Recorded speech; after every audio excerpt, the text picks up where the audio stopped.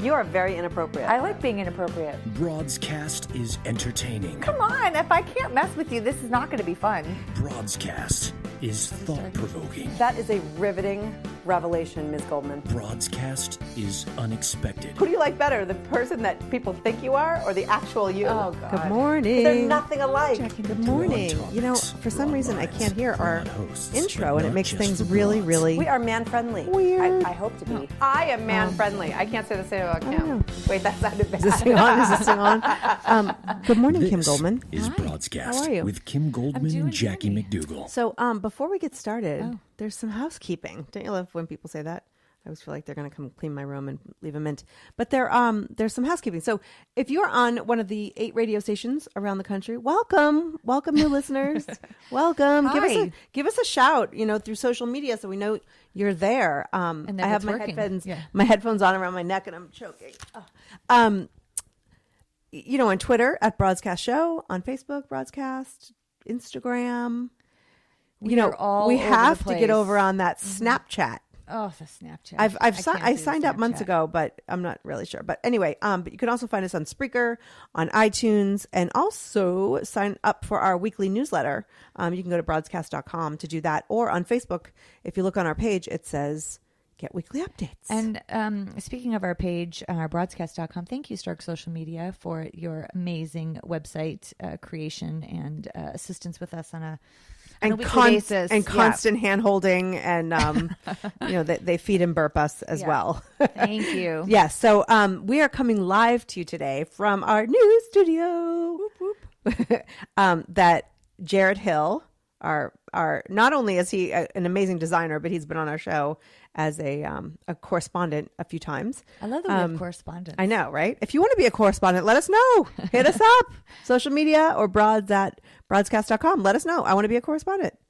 Maybe it could happen. But he came in here, created a whole studio out of a bedroom in my home. Our hubba. studio is in my home. So, which is awesome. And there's a video of how he did it on Facebook, on our Facebook page. So go over there and, check that out. You know what? I wanted to out you. You guys edited out something of that video. I didn't edit anything. I don't know. There was something like Kim's gonna. Because didn't you tell me that you never saw the studio before I saw the reveal? I didn't see the studio. Oh, there was something in the video that alluded to the fact that maybe you saw it before I did. Maybe your shirt was different in the video from the day that you and I. Oh, The day I did a video with him before he did, before he started. no! I'm gonna go back. I'm right. gonna check it. Check. Okay. Well, we did a video after you left that day, after we had seen everything. Right. So, Yeah. but anyway, blah, blah. Blah, blah. I checked nothing without you. I will swear Well, on even if you didn't, the studio looks great. Thank you, it looks Jared. amazing. Thank It looks you. amazing. Yeah. And you can go to, like I said, go to Facebook to see the video. But I thought talking about the studio was perfect segue into our guest today, because her name's Ally Loprete, and she is the host of This Little Parent Stayed Home. Very cute. And it is cute. And she has a huge following and is very popular with parents who are entrepreneurs or who really want to create a life and a business where they can be home more with their kids. And have good balance. I think we're all striving to have good balance. Right. Do you have balance, Kim Goldman? No, I don't. I'm Really? completely off balance. Yeah. You know that? Do you ever? Okay, so I'm a Candy Crush. You've got vertigo of life. I do, but you know that Candy Crush? Okay, so sometimes in Candy Crush, when you run out of lives and there's that little side game that you can play with Ollie, the little owl, that you have to get the candies to make sure that he's not tipping too far to the left. That's me all the time. Oh. Yeah, okay. I'm always tipping too far one way. I don't have good balance. Well, do you think That's a horrible analogy. No, but I thought that was actually quite Yeah. adorable. Do you think that anybody has balance, like real, true balance, or is it like that scale where it's constantly tipping one way, the other way, the other way? Like, can it really be even? And if so, for how long? Let's be realistic. Well, I don't know if people do or they don't. I know that I don't, and I look at other people and I think that when they look like they have calm in their life, like good for them. That's awesome. Right. And maybe they have like that inner zen that always keeps them Oh, centered. gross. I don't really know like how that works because it doesn't necessarily work for me. But Right. I think balance looks different for everybody. There are some people that operate at high stress levels and high intensity situations and seem to be doing just great. And there are other people that work at really low drama levels and that works for them. Me, I'm kind of all over the place all the time. And sometimes that works, sometimes it doesn't. I mean, Do you think that that's part of your personality, or that, like, I always if you do had better the in more op- high stressful situations. I tend to have more level-headedness when I'm in a more stressful situation. When there's lots of calm and so you're not used to the calm. Your I'm not body used to the calm. has a I'm visceral always- reaction to the Well, I'm anticipating. non-calm. Yeah, I'm anticipating the storm, so I don't sit in non-calm situations with comfort. Right. That's That's fascinating. It's terrible. Well, apparently your life has followed suit and allowed you to be comfortable with I all mean, the chaos. Yeah. So, I mean, that's what I'm saying. For me, that works. For other people, that looks very frenetic. Right. But But I feel like, I mean, and it's all perspective, because when I look at your life, you work locally, your commute is 10 minutes or so, 15, you are there to pick up your son. You're there to drop him off. You're doing amazing work for so many people. And, yes, maybe you work at night or you work early in the morning or you have these events and you're scramble. But it seems like you still are able to kind of keep all of those different areas of your life intact at, any given time. yeah, I think they're intact, but that doesn't always necessarily mean that I'm at my 100% best in all of those moments, because I am always Who juggling. is? Well, but that's what I'm saying about balance. I mean, it might look like it, but I'm usually racing from one place to the next. I'm still 10 minutes behind in my brain when I'm getting to that next appointment, because I'm rushing and processing and trying to categorize things in my life. And as I'm, driving between meetings, I'm trying to respond to the things I didn't get to do 3 hours earlier. I mean, there's always, I mean, just because I show up to places on time doesn't necessarily mean that I'm right. Well, hopefully Ally, has some tricks and tips and all that good stuff to, creating that harmony in our lives. Yeah, I hope so. Anyway, so I saw a post on our friends at Gal Time had posted a picture of Ronald Reagan and Nancy Reagan and said, can you have this kind of love? And it's a beauty, I mean, they are notorious for having a long-term love affair. The Reagans. Uh-huh. And they were mentioning that, that it was beautiful. And then I got into the conversation with them questioning, because they're not really known as being the most stellar parents. So my question is it just them, or can you be in a marriage and have this great love affair and still be good parents?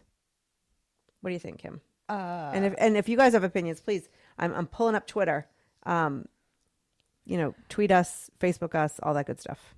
Or actually you can even comment on the Spreaker app. Well, I guess to answer your question, depending on where your priorities are, if your priority is only to be a good partner and to be a good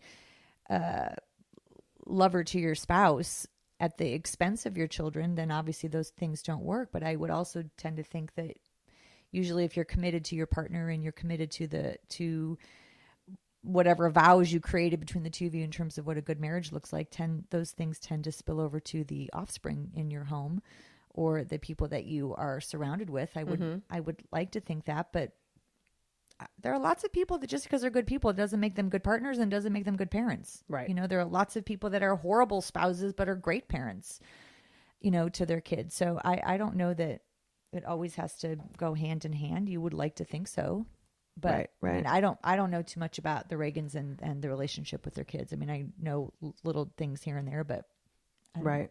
Yeah. I mean, I think I was reading something that Patty Davis, their daughter, had even written about, and she and her mother had a very tumultuous or difficult relationship. And she was talking about living at school in a different state, and, and it was a different time, and they lived a different life. And, he obviously actors before politicians and parents. right. And it's just, I'm not saying that they're known for this love affair, but they're also known for not being the best parents, not being. So I wrote an article, a post a long time ago about like, can you be a good wife and a good mother? And of course it goes both ways. So don't start sending messages. What about the dads?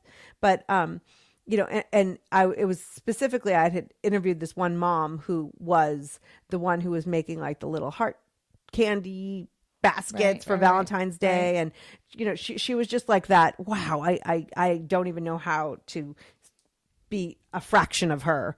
And then she was also going through a divorce because there was they weren't connected the way they should be, or they could be. Right. And her whole thing is like, I can't be both. I can't be great at both. Well, I think that there are lots of people that struggle with finding, you know, it goes back to talking about balance, you know, that being able to find that fine line between splitting your attention, spreading your love, being able to, even I only have one child, but you have three. Like, how do you spread the love between three children? How do you be a great mom and an attentive mom to all three of your kids? I don't spread the love. I multiply the love. Okay. I mean, that's a great way to, but you know, I mean, but that's what I'm saying. There are lots of people that struggle with even how to, you know, give proper attention to everybody in their household. I mean, this is a horrible analogy again, but like I have 5 pets. Like it's hard. I mean, it's, you laugh, but it's hard to. Well, I laugh because, but the cats do that. What do they require? You don't know my cats.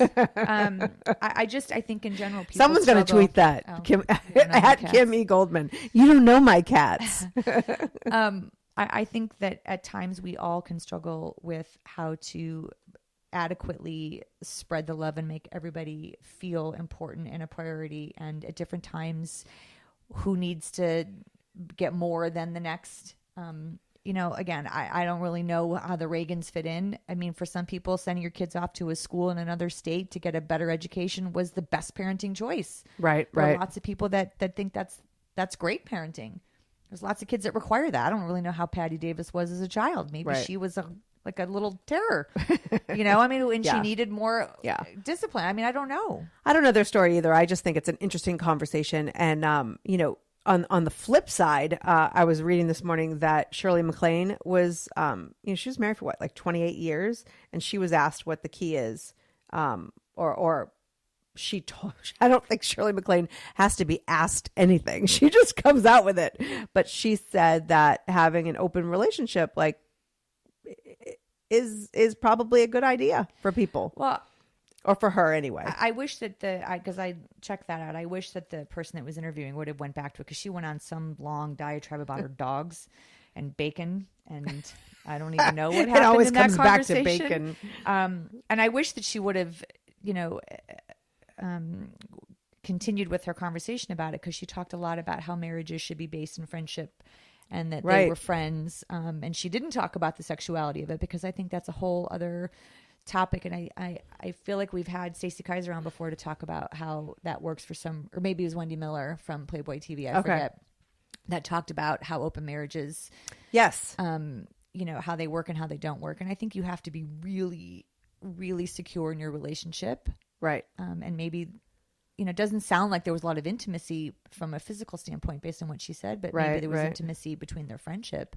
Right. But personally, for me, I wouldn't want that from my marriage. I certainly wouldn't want it from my marriage either. And, but I think that the openness, I want the friendship, obviously not the openness. Yeah. But you don't want it. Also, you don't want it to be only friendship, but if you had to, here's the thing, like there are a lot of people who go into marriage and they are passionate and they're this and they're that. And then things kind of fade a little bit and they don't necessarily have that friendship side of it. Right. So then the entire marriage is over because they didn't have anything else. Right. You know? And so if I had to choose one, I would choose the friendship, because that I think can sustain a marriage longer than just passion and attraction and all that stuff. Right. But you gotta have both.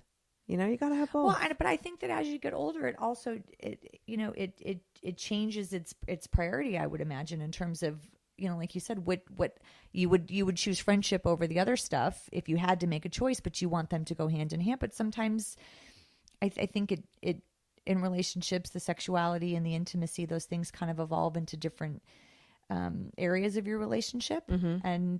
But Sometimes it's all you got. yeah, but for me, I don't have the confidence to share in that regard.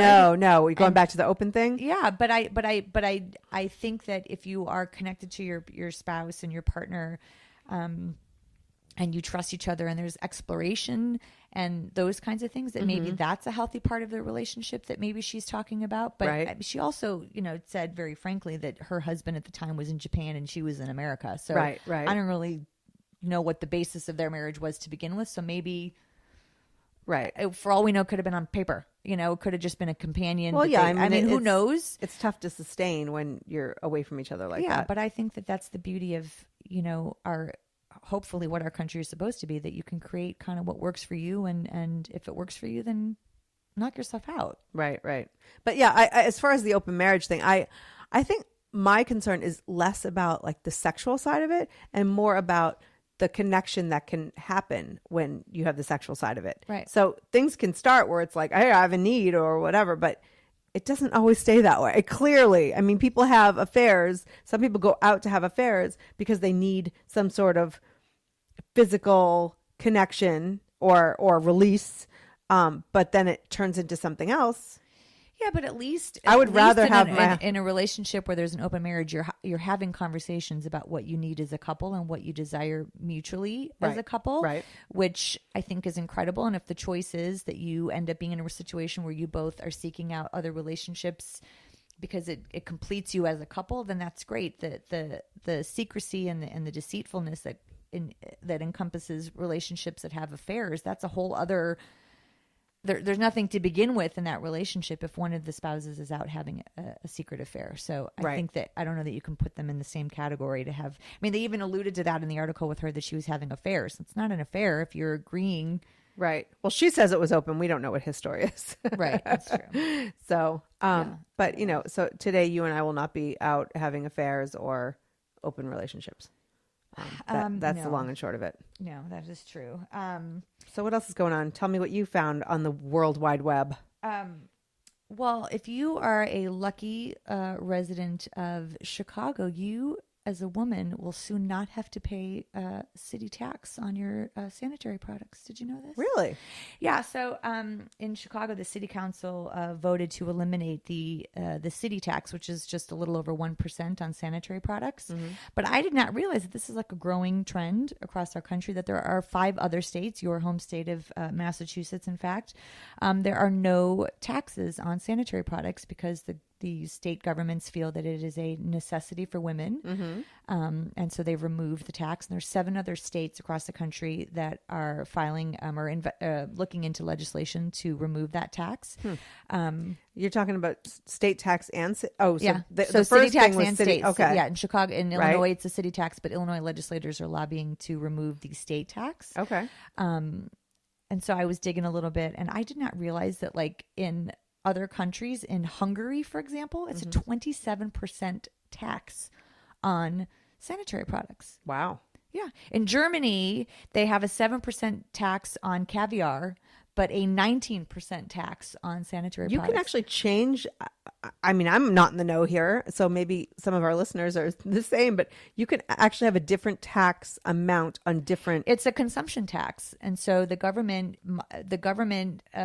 can dictate what the consumption tax is. I mean, there's lots of states that don't have tax at all. I mean, there's 5 states that don't have a sales tax. Right. So New Hampshire is one of them. Being from Massachusetts, I'm very familiar with that. Yeah. So, I mean, I found it interesting that they're taxing something. It's not a luxury. And that's why I thought it was interesting that in Germany, caviar has 7%, but the sanitary product, which most women are, have to have, right, unless they have a menstrual cup. I was reading about that. That it's a 19% sales tax in Germany. But anyway, I thought that was actually pretty progressive. Yeah, that's good. Now if we could just keep them out of our uteruses, Well, it's funny you said Wait, that Florida, I don't have one, Florida just the governor in Florida in Jacksonville passed a law for anti-abortion law down there. Uh-huh. I'm doing a little bit more research about that. But yeah, do a little more on that. I'm sending you off to do research. No, I'm just. So talking speaking about of uteruses. birth control, you had also posted something else. We'll see what I did there. On our Broadscast page on Facebook about what was that one? So the University of Minnesota, the College of Pharmacy, has announced that they're working on this drug for men. It's a male contraceptive drug. It's basically a birth control pill ish kind of a thing for men. To help men take some responsibility for. Wait, a birth control pill for men. Mm-hmm. So when do they take it? Daily? Well, it's I don't know. I can't even get mine to take out the It's working trash once a quickly. week. The contraceptive needs to be safe to take long term, potentially for decades, while maintaining a reversible effect on fertility in case users hope to have a child. They're still researching it. It's experimental right now, but they are working towards designing a male contraceptive pill. I don't know. I just thought that was interesting that there is some movement towards holding, allowing men to participate in the process other than just having a condom. That's very interesting. Yeah. Do you think that well, I want to hear the ladies out there. Like, would you put that responsibility on? I don't think anybody should be to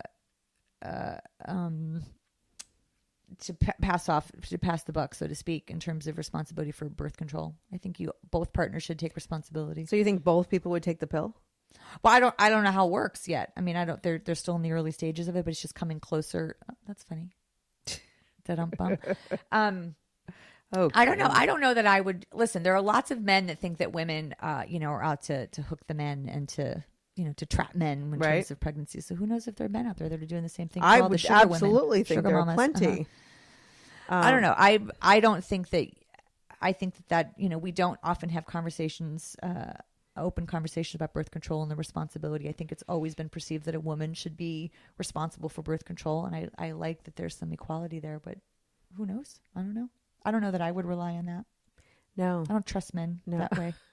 Well, in what way? You think that they're manipulative, or you think that they're? I just mean I can't. They're even like take shiny. They're squirrel. Yeah, I mean, you have to I haven't taken birth control, like the pill, for so many years. I mean, I don't even.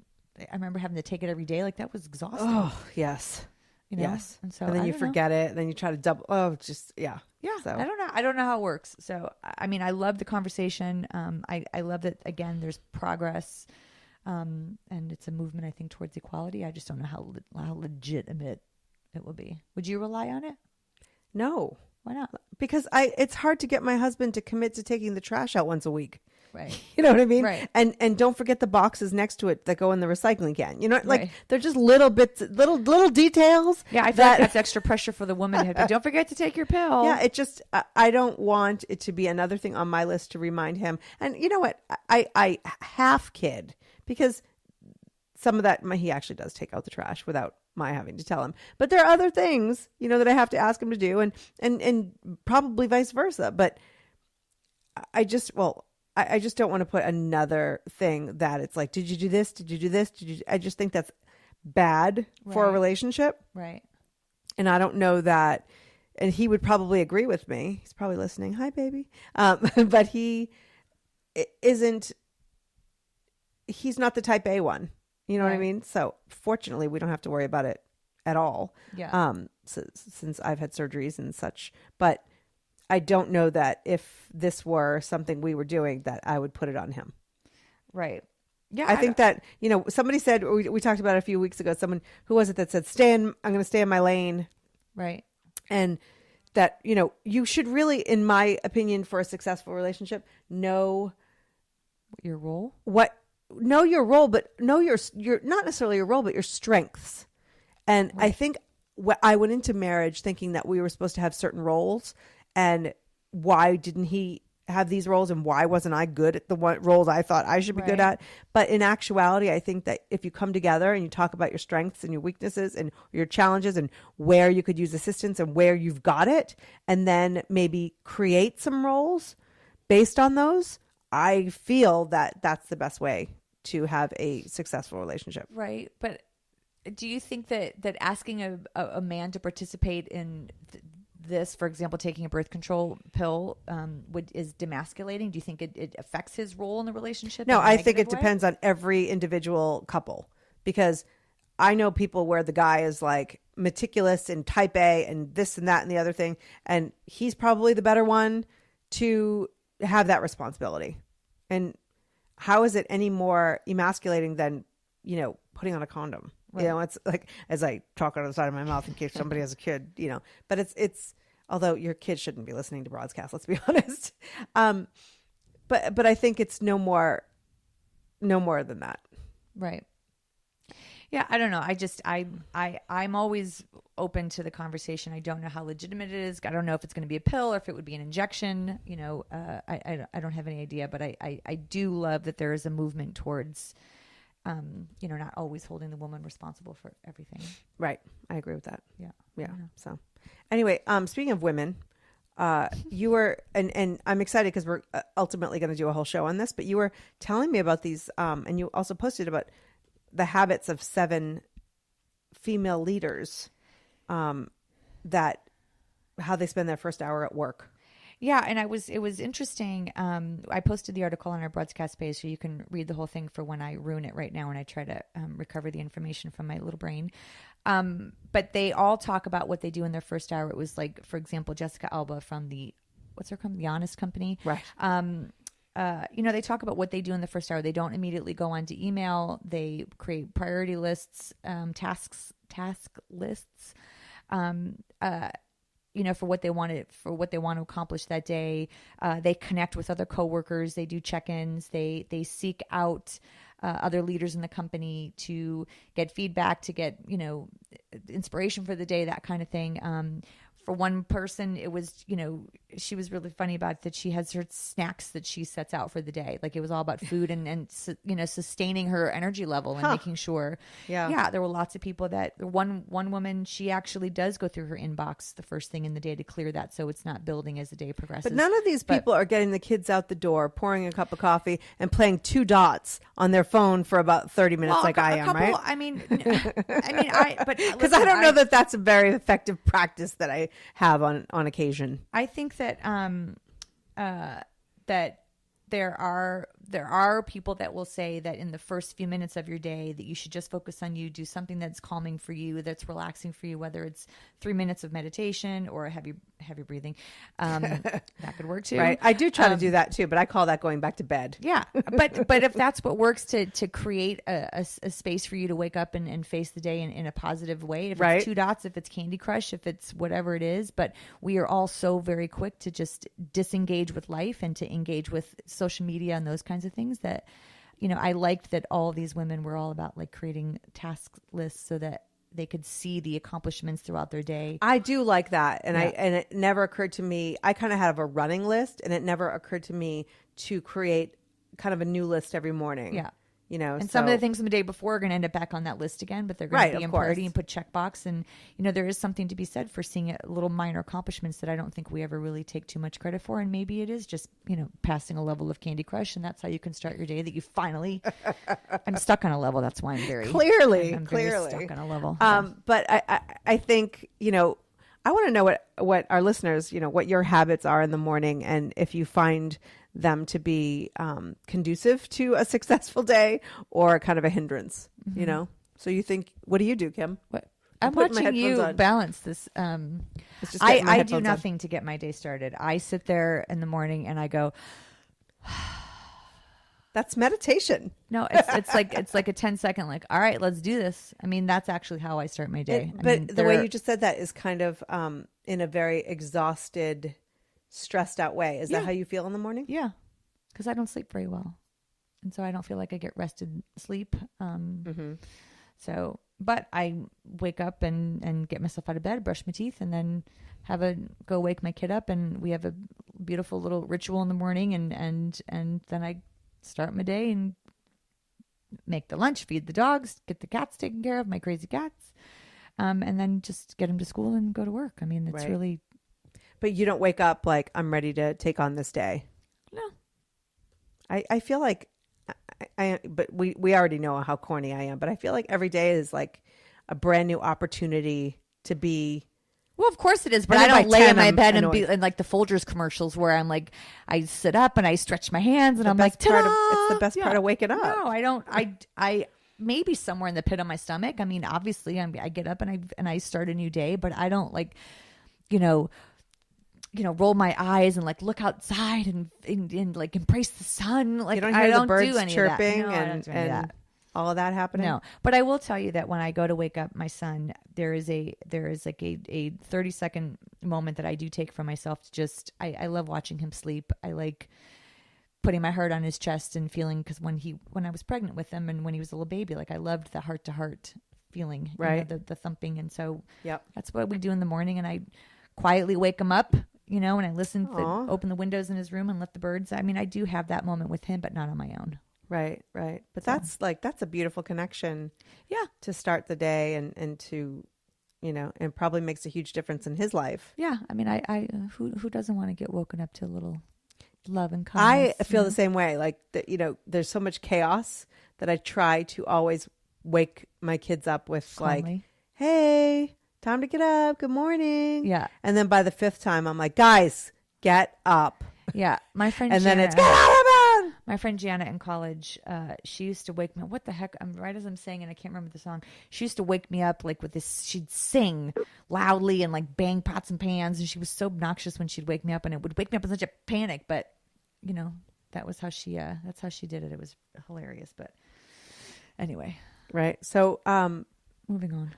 now we're moving on. So I'm very, very excited because I've known of this woman for years, and our Milk Money is this site of this directory of all these at-home parents, and I was fascinated by that. And then she started This Little Parent Stayed Home, a podcast, and Ally Loprete has a self-made mom entrepreneur, a mompreneur, as some would say, who started from the ground up, has worked 100% without apology around her kid schedule. She is known as the work-life balance parenting expert, and she is with us today. Hello, Ally. Hi. Oh, I can't How's the hear level? Ally. You guys Why can hear me can't I okay? Ally? Can you hear us, Ally? Yes. That's so weird. Kind of. We're having technical difficulties. Hold on a minute. Are you there? I'm here. Can you hear me? Oh, she can hear you, Kim. I can hear I Kim cannot very hear well. Allie. Okay. No, I think we're having some headphone issues here. What? I said I think we're having I some hear headphone Kim, but she issues feels here. like she's So, Allie, why don't you distant. tell us about how you got started with This Little Parent Stayed Home? Sure. Well, I started off actually creating our milkmoney.com, which exploded way more than I expected it to. And then somebody asked me to try podcasting. And I went, what's that? It was like 8 years ago. I'd never heard of a podcast. They were like, it's like a radio show, and so I tried it and I fell in love. My microphone became my crack. Can't live without it. But, I started realizing, I think the reason that I got so excited about This Little Parent Stayed Home is people. And I realized more and more how necessary it was for us to open up these conversations for the current parent and what we're going through. And nothing is just as cut and dry as you expect it. We're having some difficulty here. Yeah, well, sorry. So, Allie, I know that you're talking. I can see you talking, and you I can? can't hear you. It is so Really? weird. So I know it's bizarre. This has never happened to us before. It I could be think I'm my going system to, too. try this connection again. So Okay. give us a second. So Kim, Okay. tell us something while I get her back on the line. Sing us a song. I have no songs to sing you. You've sufficiently lost me. All right. I have nothing. You threw me under the bus. Tell us right what's there. going on today. You were on TV again this week, weren't Oh, you? don't do that to me. Sorry. No, there was an article that I don't Hi, know. can you guys hear me? I have nothing. I can't even bring myself to think of anything smart. That's so funny. Allie, so you can hear us, correct? I'm sorry, what? This is You're very far this away. is bizarre. This is bizarre. Well, It you know what? it We're could be gonna my have to, system too, because I just built a studio. We're gonna Can you have hear me to- at all? try this again. So, this is the worst. I hope it's It not is my the fault. worst because my mind is blank. I'm very limited in what I'm able to bring to the table. If you don't give me Okay, so somebody says that they're listening to us, and can you hear Ally? We're getting people, They can hear me. listening to the show, because I want to make sure that you can actually hear Ally. So, Ally, tell us. I mean, obviously, you're bringing parents home. That's what she's asking me. They can hear me. This has never happened in the history of. She hears all three. So we're just gonna plow through this. So you started the show, and now you have so many. I mean, why do you think that people have resonated so much with what you are doing? Well, can I swear here? Profanity. I don't have to, but no.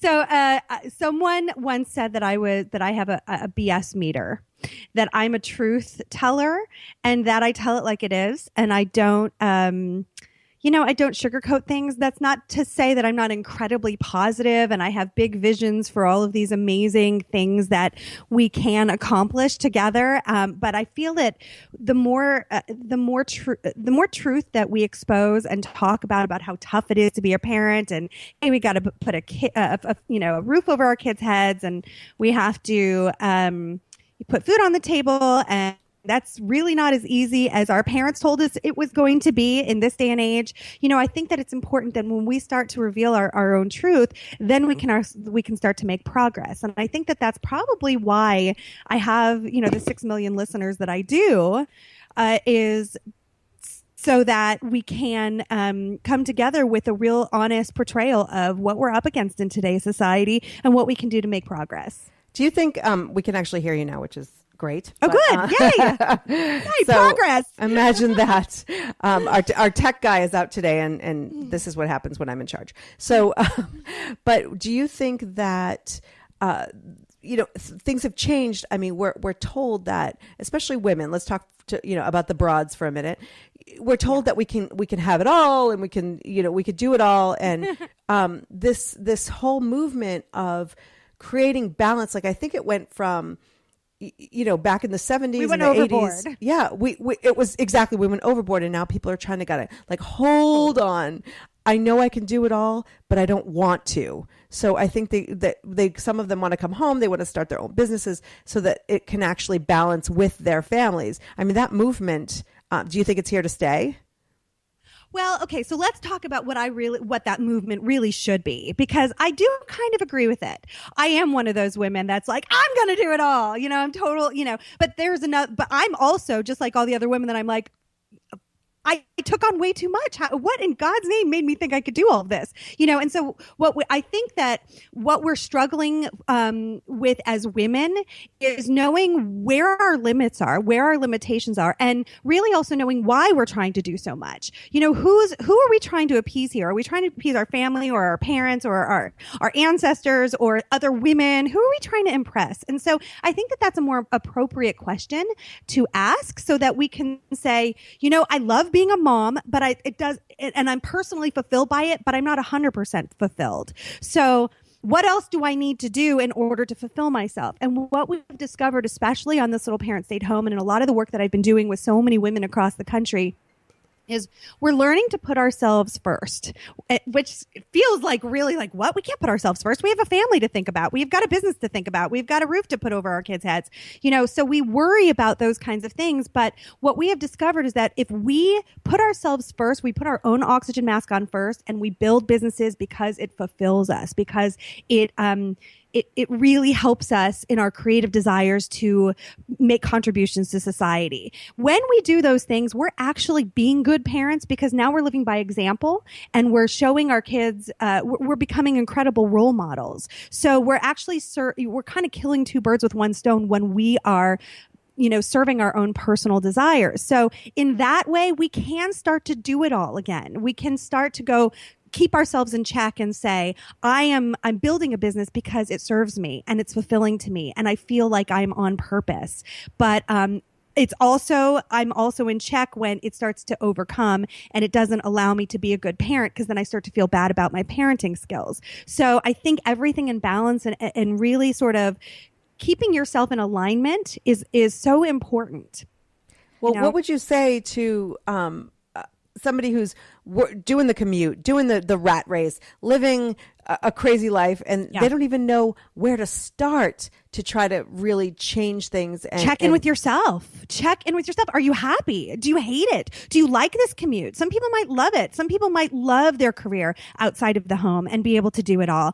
But if it's not serving you, if you are stressed out, if you have like white knuckles on your, on the freeway, like when you're driving in your car, that's an indication that something needs to change. If you're not happy, then no one in your life can be happy. If you can't serve yourself, you can't serve anybody else. As women, we love to be caretakers. We love to be there for other people. We love that. We love being the nurturing ones. But if we're not nurturing ourselves first, then nobody else in our life is going to benefit. But what do you say to the people that are stuck with wanting to get out of that rat race but don't have the financial means to it because they need to be able to pay the mortgage and put food on the table and pay childcare and put gas in the car and all those other things? So how do you I say let's start creating a strategy to get you out of that bad situation and into a good one. And let me tell you that nobody that I've worked with had the financial means to just quit their job. Nobody. And they were struggling and they felt stuck and they felt imprisoned. And we hundreds of thousands of women across the globe are learning to do this, and it does require making sacrifices. It does require probably getting poor first before you start making money again. It does require some pitfalls and falling down and failing a few times. And that is all incredibly scary. And it may not be worth it to you to actually take those risks. But there are women that have, and a lot of women who have succeeded and said, no, I'm willing to. I'm willing to take the risk. I'm willing to make those sacrifices. I'm willing to move my family into a little 1-bedroom apartment because I really believe that overall we're going to be happier eventually and we can start to rebuild again. So also I said, I'm not the one that's going to tell you it's so easy and anybody can do it.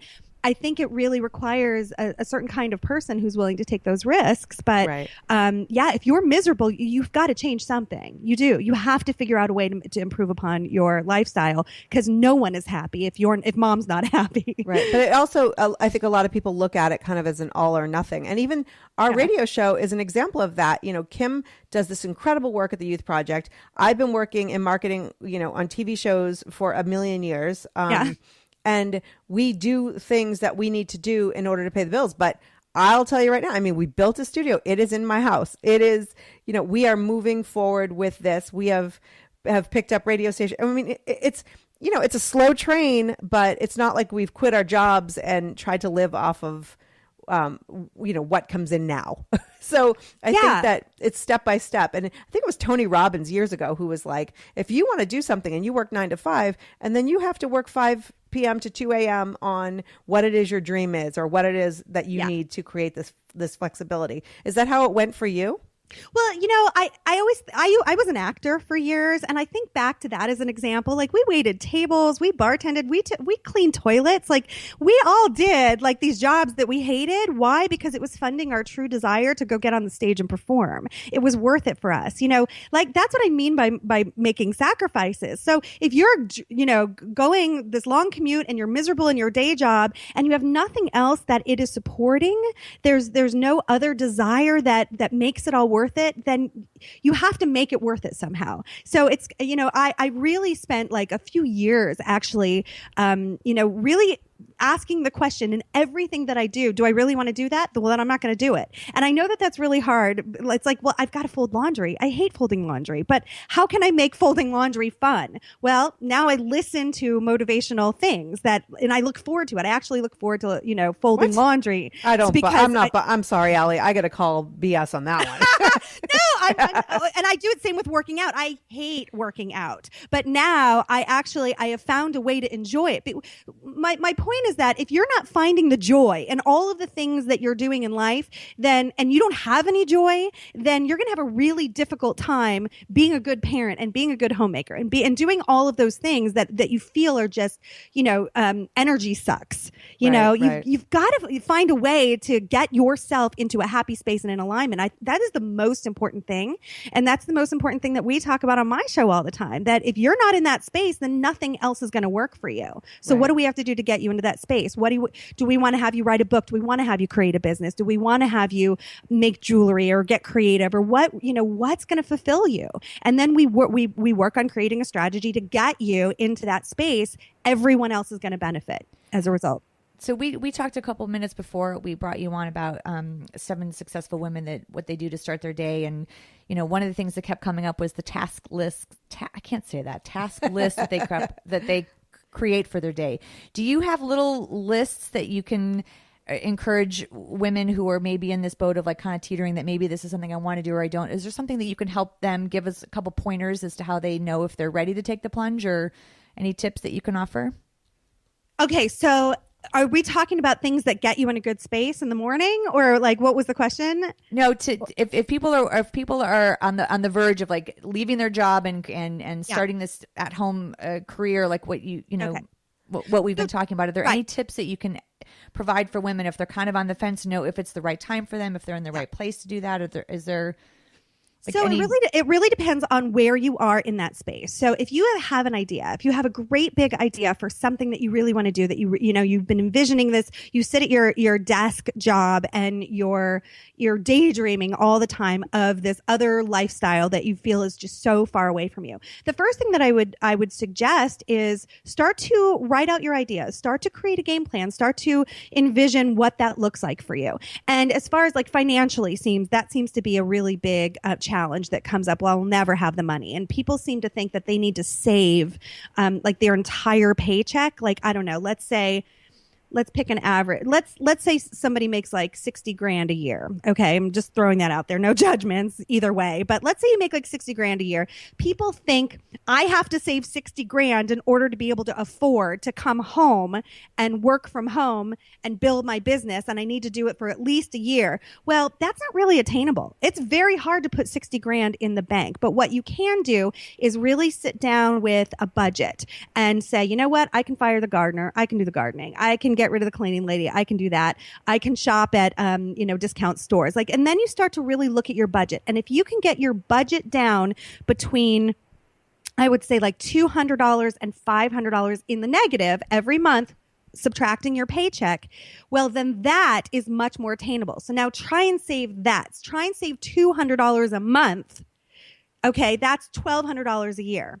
That is way more attainable than 60 grand, right? So now your first goal is going to be to try and make $200 a month. Okay. You're probably not going to make it right away, but your first goal is to make that $200 a month. And every month that you don't make it, you can pull that $200 from what you've saved. Okay. That's your little safety net. Only $1,200. It's way more attainable, and it's way more attainable to be like, yeah, I can make $200 a month, like in my small business. I can get somebody to hire me for that much. It's baby steps. It's actually wrapping your mind around what is attainable and what you can do.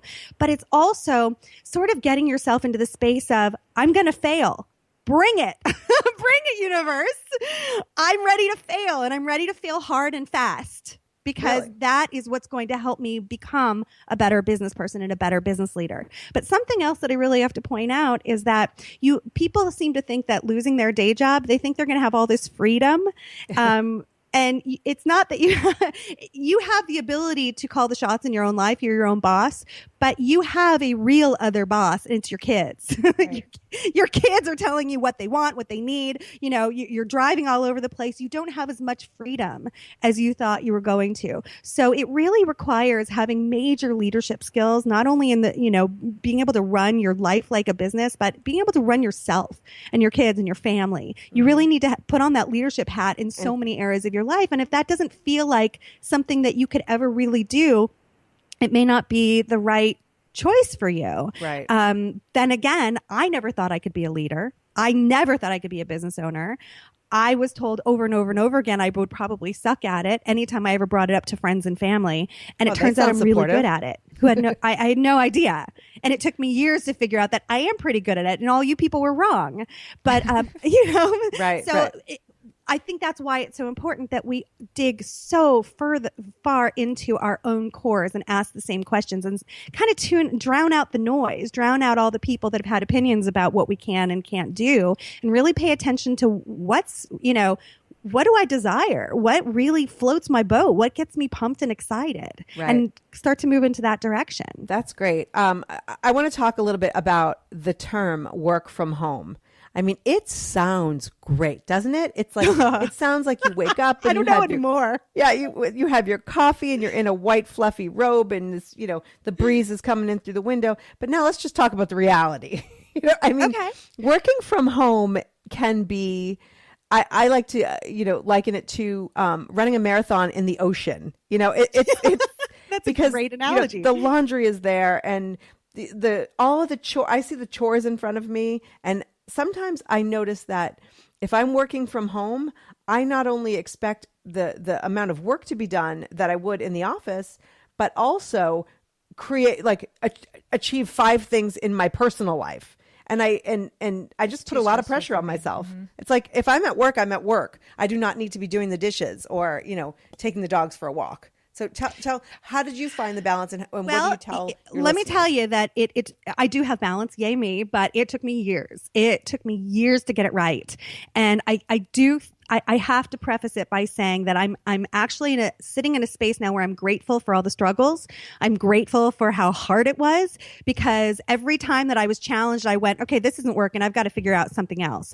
I knew I never wanted to go back and work for somebody else again. That part was clear. And I did when I went back to, when my show got picked up by iHeart, and all of a sudden I'm in a studio and I have a boss, and that was a strong indication for me, like, here I am again working for somebody else, and their needs. And it reaffirmed how important it was to me to stay my own boss. With that said, I struggled. I was staying up late. I actually had a breakdown 8 years ago because I was working at 4 a.m. It was the only time I could get anything done when the house was quiet, and I didn't sleep for 6 months. So of course, what happens when you don't sleep and take care of yourself? You break down. I ended up in the hospital, and that was 8 years ago, but it was a really big wake up call for me. And from when I got out, I went, no more. I'm setting office hours. I'm setting boundaries. I'm making sure that the people in my life know that I'm too busy to drive their kids to school because they just think I have an abundance of time, and I sit and eat bonbons and watch soap operas. And, and then I even, got my husband involved. I said, I don't have as much time as you think during the day to fold laundry and clean dishes. So we've figured out a system. He's part of my team. And so, he actually started folding laundry. He folds it. I put it away. I am constantly cleaning the kitchen and putting dishes in the sink. But at the end of the day, he does all the dishes and sticks it in the dishwasher. So we really learned to rely on each other as a team. He helps me get the boys up in the morning, and it wasn't always like that. Believe me, there was a lot of fights before all that happened. Because I think in relationships and couples, when one person works from home, it's like, oh, you're at home, so you can get all these things done. Like, it doesn't even matter. Have him stay home for just like a few days. Well, I am lucky. My husband actually, for most of our kids' lives, we would we would take turns working. Or one of us worked at night, one worked during the day, or, we've had some very interesting kind of choices and situations going on in order to keep one of us around the kids a little bit more. So right now, he actually spent almost a year at home with the kids. And after that year that that was the part of the deal, he was like, can I go to work, please? Well, I think that's wonderful because now he knows what it's like. And there's no, you have no idea what I go through. We did go through that for a little bit, but I think it's wonderful. I mean, whatever works for you. So what worked for me and my husband, it took us some time to kind of get it down, to get our machine well oiled. We're problem solvers. We're like, this isn't working for me. How can we make this work better? There were times where, after my breakdown, that was really hard on my family, and it was so long ago now, but we are always making sure that never happens again. So it ended up being kind of a blessing that we could actually sit down and say, why did this happen? How can we improve upon it? And it ended up being where I said, I don't have any time to work during the day like I thought I did. I've got to give my attention to the kids. They want my attention. They resent me when they see me working. So the only time I can work is at night. So my office hours became from 8 to 11 when the kids were young, 8 at night to 11. So I would say, you have the nighttime routine. I've got to go, shut myself in my office and get as much focus, energy, attention to my work done as I possibly can in that time frame. And what I always say is you have to work with what you have. I remember when I would send my kids to preschool, and all we could afford was I think it was 6 hours a week, Tuesday, Thursday morning. So I made those 6 hours work well. I never dilly-dallied. I was so focused during those 6 hours. I got a lot done in those 6 hours. And then all of a sudden we started getting more time as the kids got older and they ended up in elementary school and all of those things. But you have to work with what you have and not beat yourself up over maybe only having 6 hours a week. Right. And how do you teach the kids, obviously they've been around this probably their whole lives, that this is what mom does, but how are you able to balance that they know now when you're working, when you're with them? Because let's be honest, a lot of people would be bad at both because you're spreading yourself kids. Instead of scheduling yourself.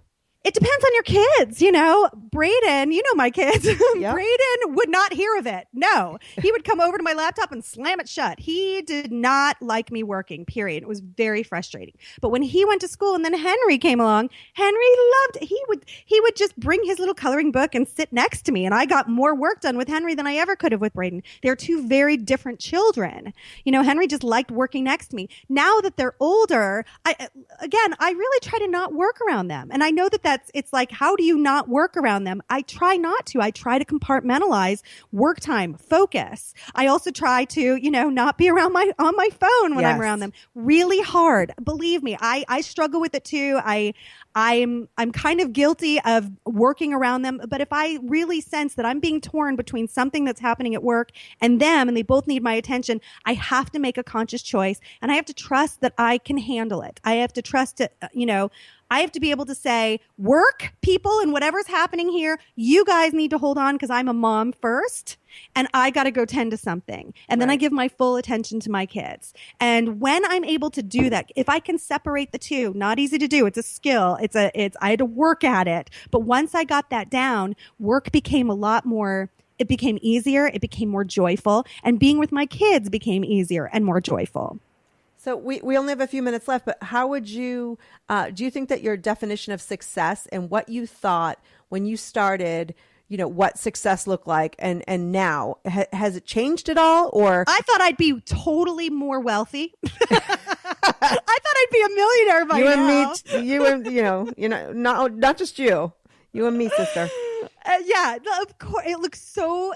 in some ways, it looks so different that you would think I'd be disappointed, but I'm not. I love what it looks like now. I love where I am right now. I am so fulfilled. And yes, I still struggle. I struggle in things that I never thought I'd struggle in 10 years ago.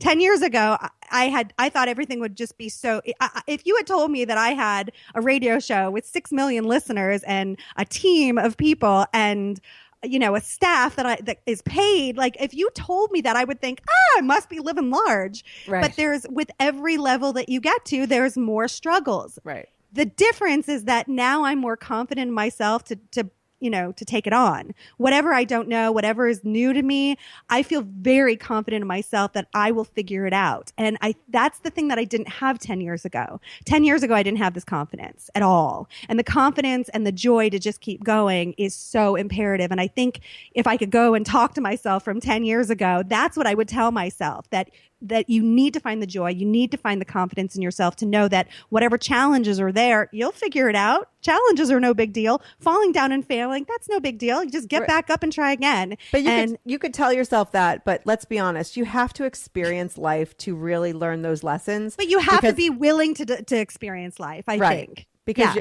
people can tell you, oh, I'm 10 years older and these are my experiences and these are the lessons that you should learn. But we all have to kind of go through it ourselves. I mean, the priorities that we have as moms in the beginning versus, when they start going to school, like my life and my view, and I'm not sure about you, Kim, of success and what works for us, it's constantly shifting.